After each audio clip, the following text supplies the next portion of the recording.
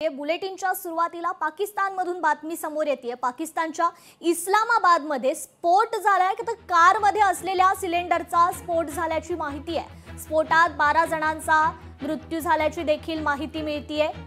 दुपारी 12:30च्या सुमारास इस्लामाबाद उच्च न्यायालयाबाहेर हा मोठा स्फोट झालाय, ज्यामध्ये 12 जणांचा मृत्यू झाला असून 20 ते 25 जण गंभीर जखमी आहेत असं प्राथमिक वृत्त आहे। तर न्यायालय संकुलाच्या पार्किंग क्षेत्रात उभ्या असलेल्या एका कारमध्ये हा सिलेंडरचा स्फोट झालाय।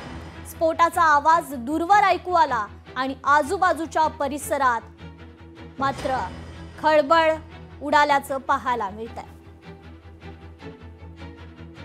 पाकिस्तानच्या इस्लामाबादमध्ये एका कारमध्ये सिलेंडरचा स्फोट झाल्याची ही माहिती आता मिळते।